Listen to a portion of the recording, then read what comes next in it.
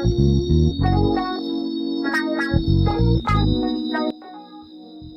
presents The House That Faith Built, a channel where we document, dialogue, and display positive images of our people building homes, going off-grid, and developing agriculture. We are your hosts. I'm Nashiya. And I'm Aya. Episode 4, Trouble on the Horizon. Demon decimates our tiny house. In this episode, we detail how we finished building the trailer floor. And as we came back from our first trip to our land that we just purchased in late 2019 for the first time, we had our tiny house get destroyed.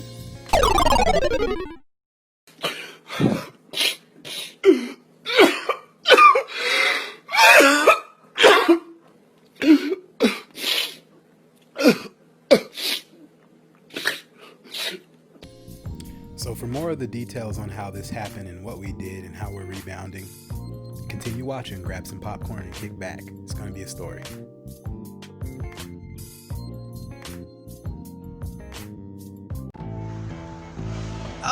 It's recording more. One video, it can only be an hour. We'll see how long this goes.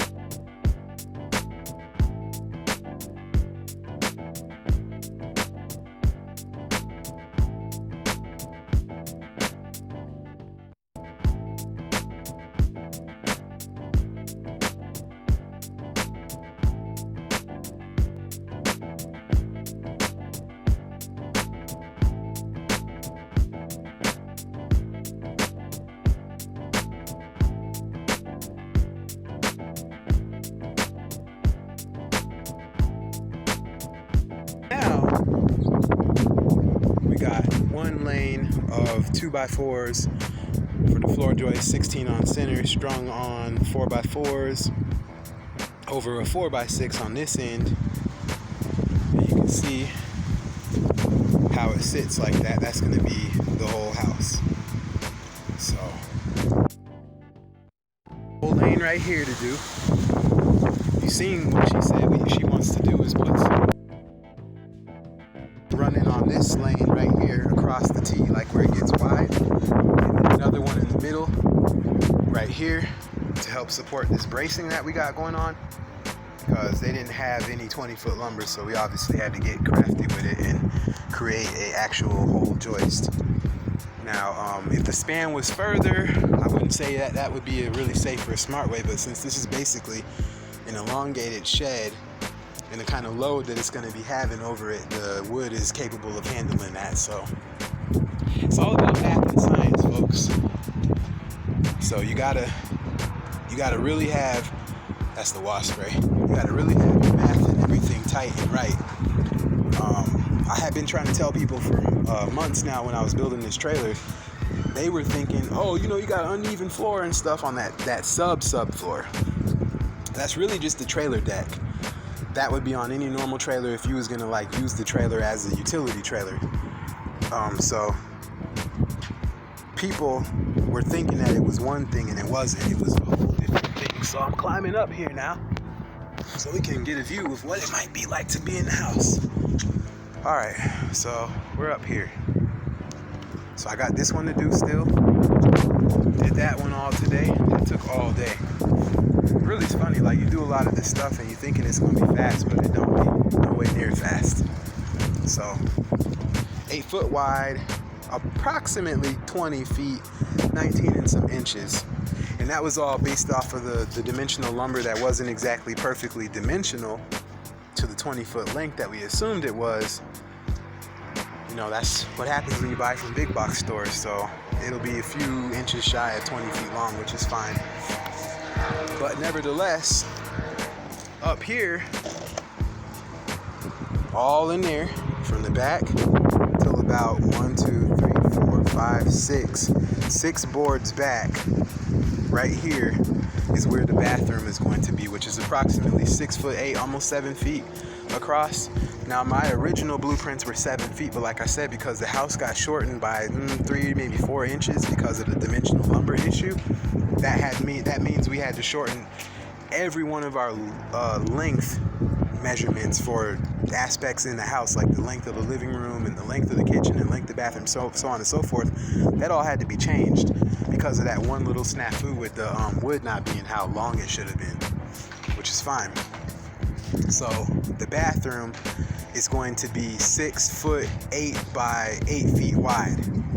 So a little bit of square footage lost, but that's actually going to be a pretty large tiny house bathroom. And so what you'll have is, this is the wall right here. Say the wall comes up, your door would be right here, like your door would be right here going this way on either a sliding door, or we haven't decided what kind of door we're going to use yet. But anyways, you walk in here, you come in here, you open the door and you walk into the bathroom, and when you do that, all that's the bathroom. So right here on the inside wall, inside of that wall, right here around about, is the sink. To the left, when you're in the bathroom, to the right of the sink is a shower. The shower comes from the end of that wall, the inside of that wall that separates the kitchen and the bathroom. It runs from that wall all the way back to the other wall. So, you know, or maybe not completely. We might have a little storage bin or something on the opposite side, but essentially it'll come from the end so many feet up. And that will be a big 2-person shower stall to be tiled and all that jazz, and, you know, maybe some glass in there, I'm not sure. And then over there in that back corner is where the compost toilet is going to be. So when you come in through the door, you have a little privacy so that your bathroom is over there. There's going to be like a little toilet stall and everything, kind of like how when you go in those public bathrooms, they have toilet stalls, but it'll be nice. Like we found this really nice, expensive looking premium chrome hardware that holds like sheet panes of glass about this thick. And that's what we're going to do to separate the toilet space from the rest of the bathroom. Keep the poop where it needs to be.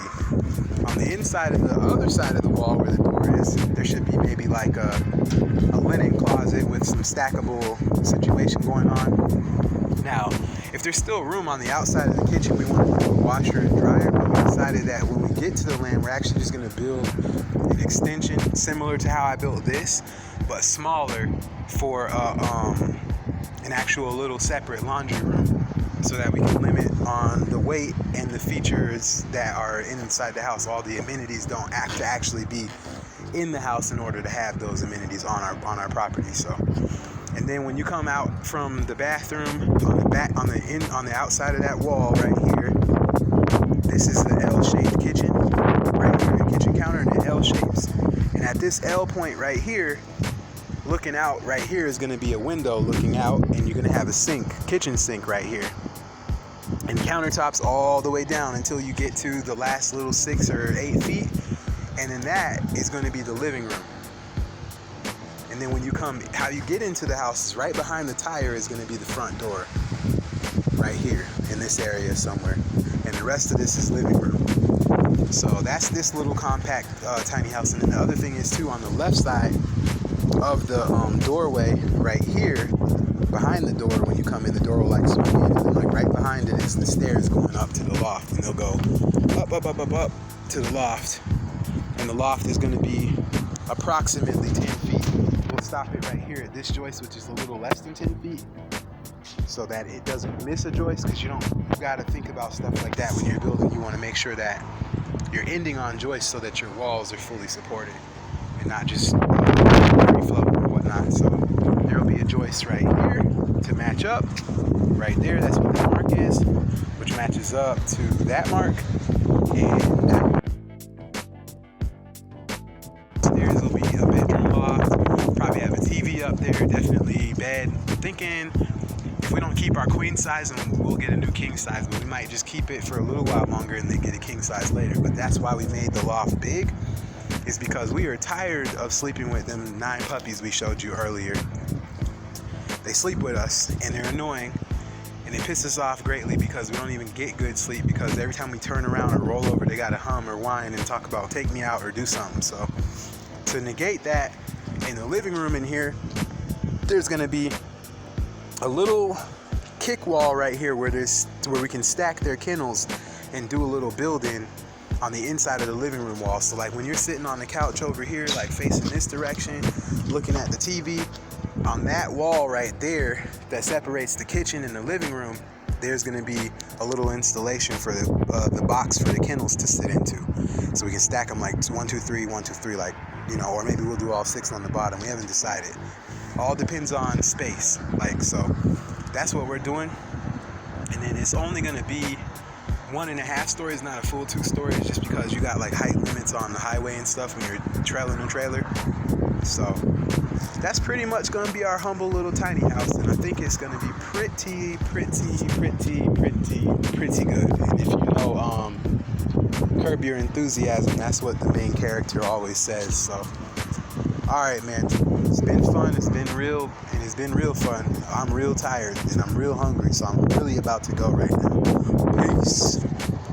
Oh, here we are. I'm not. Okay.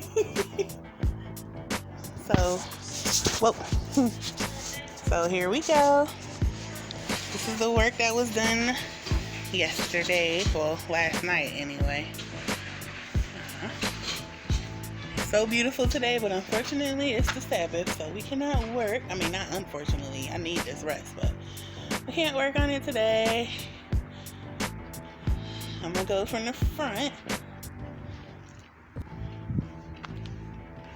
So see, half of the joist hangers are in half the side. Look, the joists are still not fully secured. They have to be screwed in here at this point. Okay. But I did that because we're not done with everything yet, so. Look at how pretty it is. It's gonna be a floor. We're excited. Yay. What you gotta do next? The other side? Bring 14 more of those out the back. Well, now it looks different. First it was on the trailer. Everybody probably thought it was just gonna be the floor. Now this one is the middle is gonna dictate how long all the other beams are, because my other ones, you know, the dimensional lumber do is weird stuff. Yeah, it's silly. So the 2 outsides are longer. Mm-hmm. The middle is shorter. Mm-hmm. So everything is cut to the middle, and then we put the back on the house. Mm. We can build floors on top or walls on top of that. Mm. But it all has to be stabilized and level too, and then secured to the trailer. Nice. Right now, all of this is resting on this one point.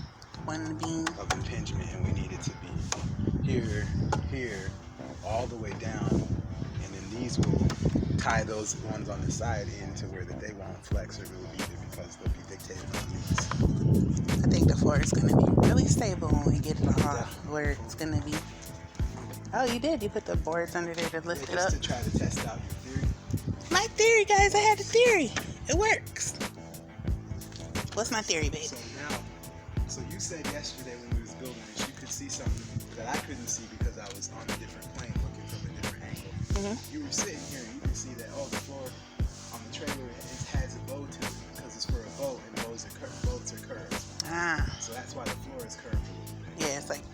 So to negate that, now we have to run 8-foot or 10-foot stringers across every so many feet, and then tie them in, and then tie this to those stringers, and bolt all the way through all that wood and some of this to attach them to tie them in, to keep the house settled on the trailer, so when we drive it doesn't want to separate.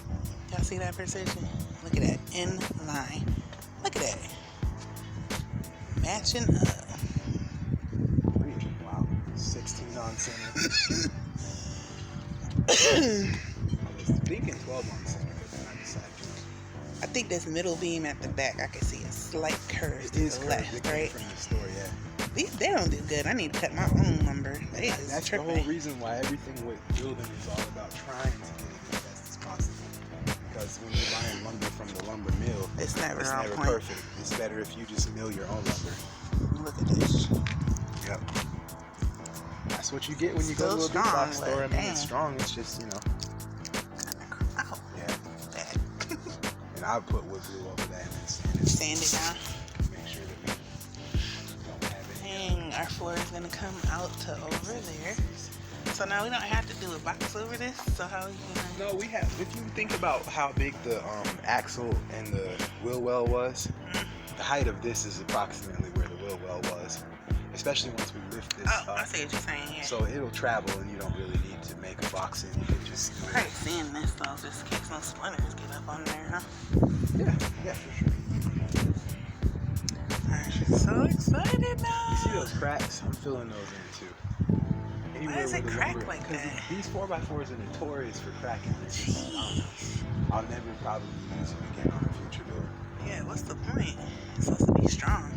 I'll go to 4x6. Now that's strong. Because it don't have no reason. It's not like there's a screw in here that's making it too tight. So. Well, see, the way that they make them weatherproof is they heat treat them and then they dip them in some chemicals and stuff. And the chemicals. And you know how water expands and it contracts with heat? I think that that's what most of this fluid comes from. Here's a quick little clip of what I found on the hard drive that didn't get lost, of the footage of me finishing the actual subfloor decking and the whole construction form of that. So at this point, what you're looking at is you're seeing the two bays that I was building. Bay marquees. Anyways, the two bays that would then get the plywood laid over the top of them, and in between those little 16 on center joists that are on the joist hangers, you will put insulation. So that's what you're seeing. This is all we have of that footage left. All right, y'all. Nashia coming at you with another one, man.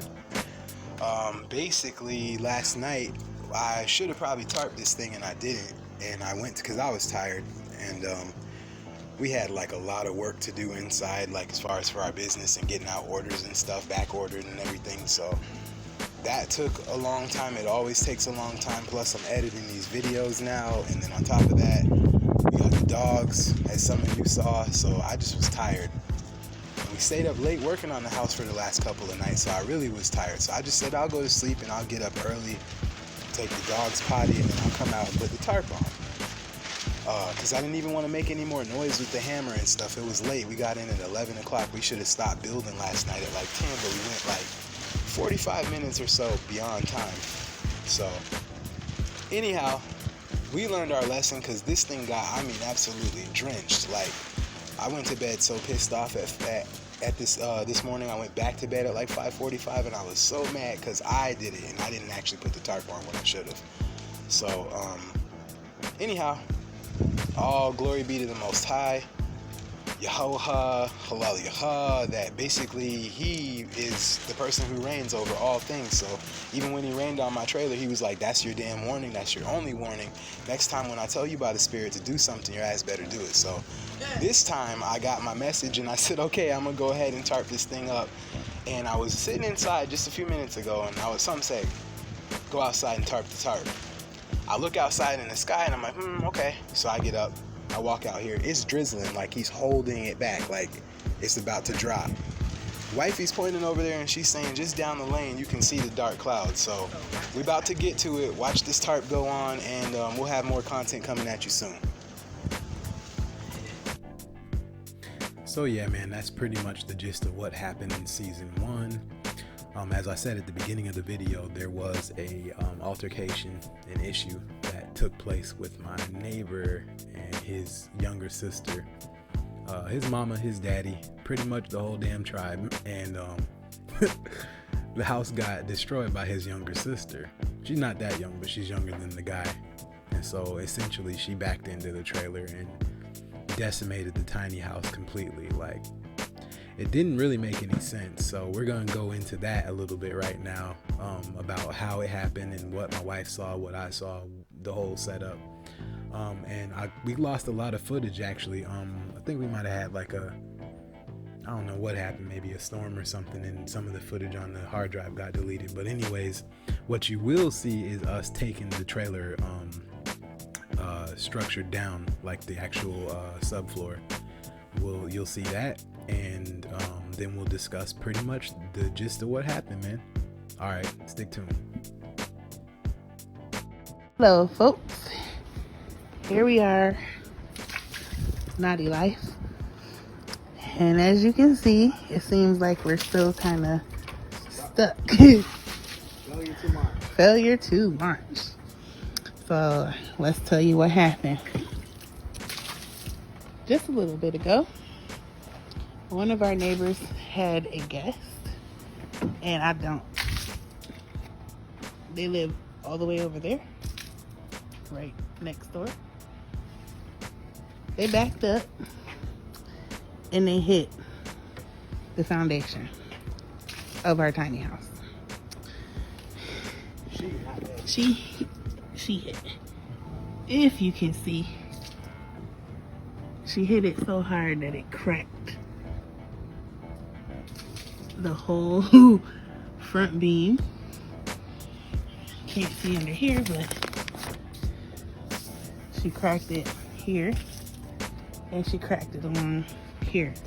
Let's call that head cornerstone. She broke that. She broke the head cornerstone. So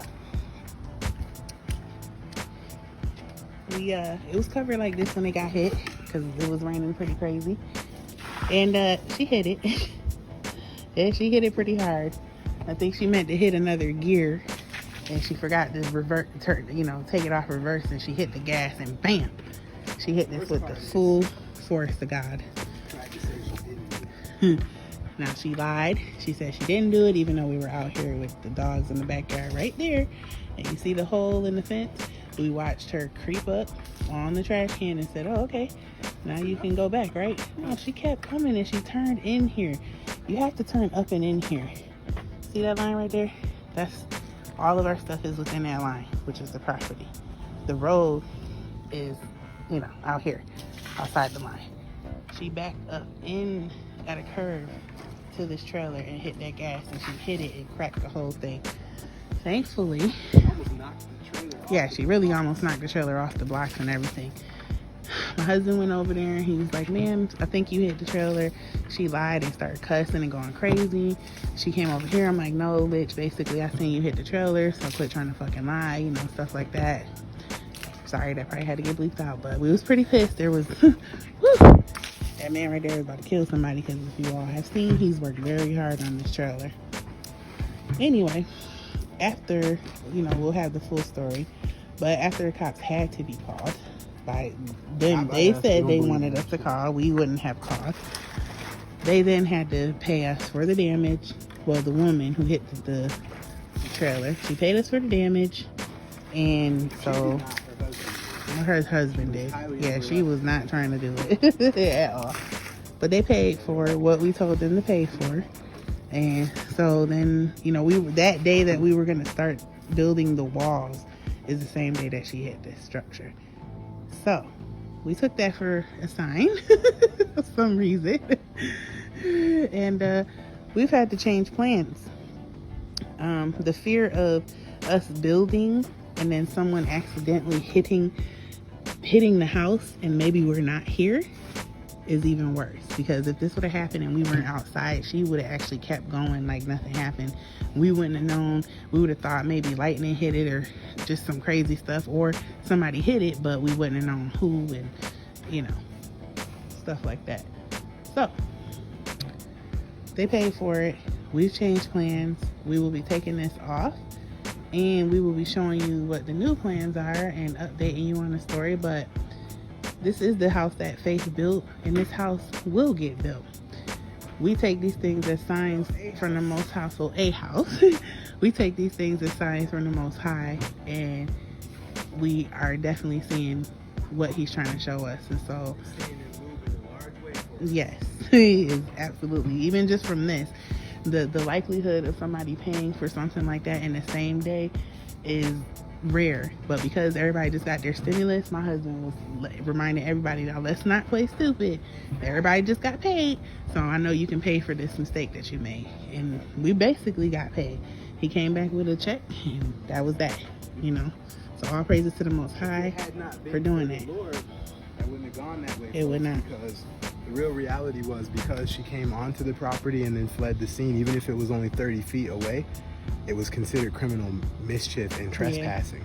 Yeah. Had it been just a civil matter, we would have had to go to small claims court. And I've done that, and it's bullshit, and it never works. And even if you win a judgment, the courts have almost no legal arm or avenue to force the person who you won the judgment against to ever pay. Right. That's the bullshit about a civil claims court. Right. But this was criminal, so they had to either pay, or she was eventually going to end up in jail behind it. We didn't want that. To jail at all. So we kept urging her husband, basically, bro, we don't believe in that. I love y'all. I still consider you family and whatnot, because my mom's been living as their neighbors for almost 8 years now.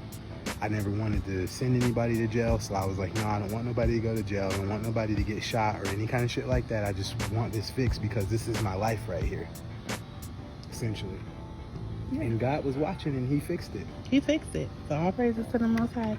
You know, I know a lot of people may be on this video or watching the video to find out what happened, and we're secretly like, yes. But we follow the Most High. We follow his commandments to the absolute best of our ability. And we know where our help comes from. And we have learned some serious faith over these past years of our marriage and beyond. But, you know, we are going to update you on the next move of what we're doing. It will seem just absolutely crazy, but the Most High is working in some absolute ways. So we are just going with the flow.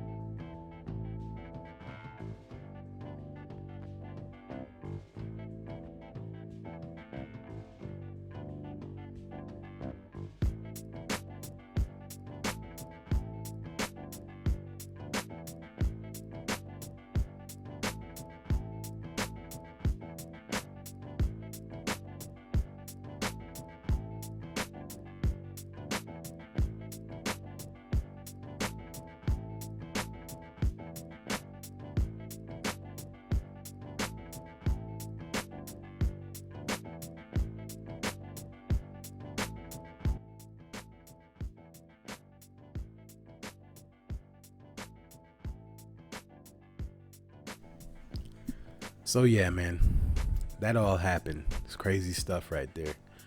Honestly, y'all, we don't really know what we're gonna do, but we just have faith that the Most High is gonna work it out regardless of what the situation is. So if you're interested in seeing what goes on with us in the future, keep positively tuned to what we're doing, because hopefully it'll get all fixed. All right, peace. This has been another Positive Black production. This is your brother Knottie-Lyfe.